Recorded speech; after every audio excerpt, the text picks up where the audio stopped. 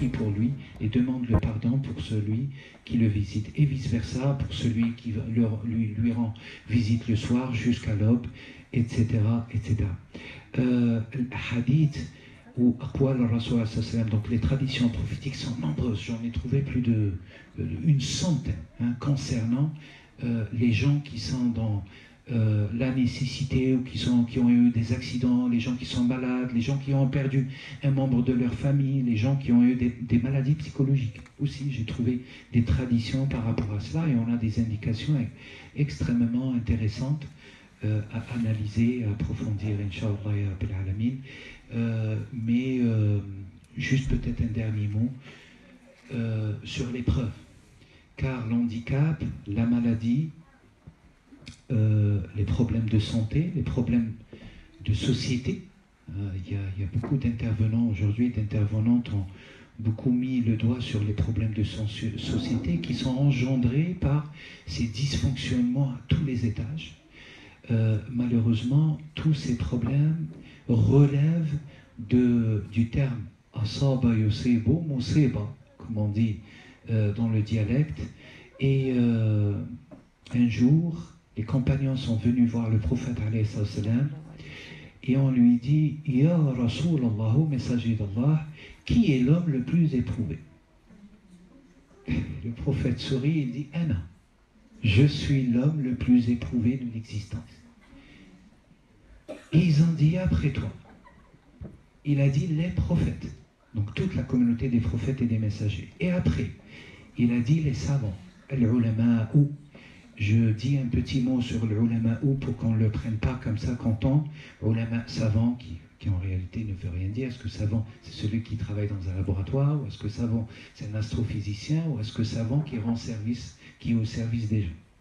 L'ulama ou, le terme alama, ou plutôt allama, avec le dédoublement du L, est un terme incroyable parce que il porte en lui les germes de double dimension.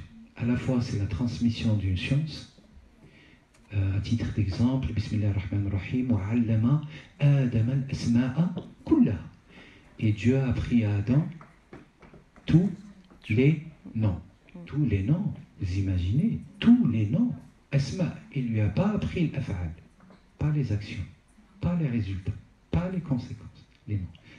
C'est juste un clin d'œil par rapport au verset, comme ça vous allez revenir après le lire. Et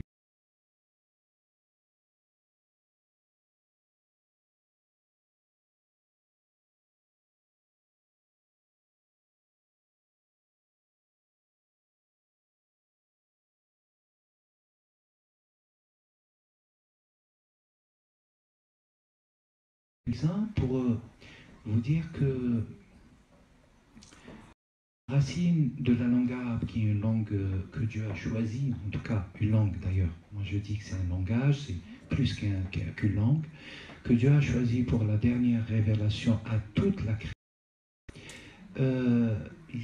il faut la prendre au sérieux. Il est grand temps de la prendre au sérieux. L'analyse morphématique, l'analyse des radicaux. Les radicaux, ça veut dire les racines, tout simplement.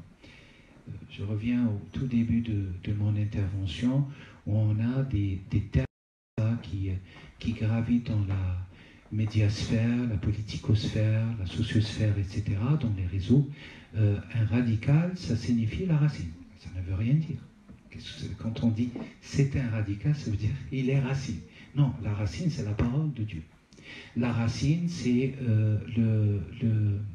les lois existentielles qui permettent la guérison. Ça, c'est aussi des racines. La racine, c'est les lois qui permettent que le jour se lève et la nuit se couche. Mais pas des êtres. Les êtres ne sont pas des racines. Les êtres sont des créatures de Dieu et qui sont responsables.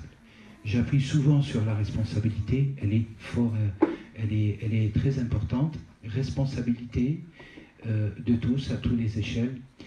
Et donc le prophète alayhi salam après leur a dit, et ils lui ont dit, et après les ulama qui signifie à la fois ceux qui se sentent ancrés dans l'universalité, ceux qui nous touchent tous, et ceux qui doivent, à mon humble avis, je peux me tromper, mais c'est mon humble avis que je partage avec vous.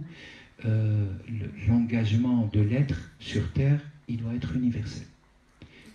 Preuve irréfutable, verset 37, Surat al-Baqarah, que je viens de citer, en ce qui concerne Adam, le père de cette existence de ce genre humain. Alayhi salam. Et puis après, il leur dit, il lui pose la question, et après cela, il dit as-salihun. Et on revient au terme l'islah, la réforme ou la réconciliation. As-salihun, c'est ceux qui sont réformés par Dieu. Alors, notamment, c'est des gens assez particuliers qu'on ne voit pas, qui sont effacés. Et c'est tous ces gens-là que moi je considère parmi tous les gens du bénévolat font partie de salihun. Par extension et par application empirique du sens de as-salah. L'antonyme de salah, c'est at-talah. On change le sad par un ta et on a l'antonymie totale. Totale. Talihun, salihun. Talihun, en français, parce qu'on est francophone. Alors, celui qui est corrompu, totalement corrompu. D'accord. Donc, corruption et réforme totale. C'est ça. Vous voyez, dans le cas de... est-ce que vous connaissez le récit coranique de Surat la caverne, à partir, je crois, du verset 60?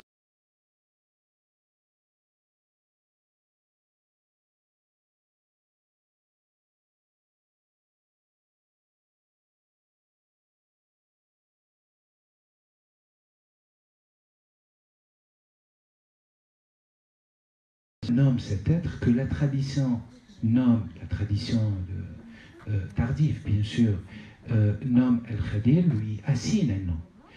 Dieu ne l'appelle pas Al-Khadir. Dieu il dit Abdun Saleh. Abdun Saleh. Alors Abdun, Abada, racine Abada, serviteur, celui qui est au service de Dieu et des autres. C'est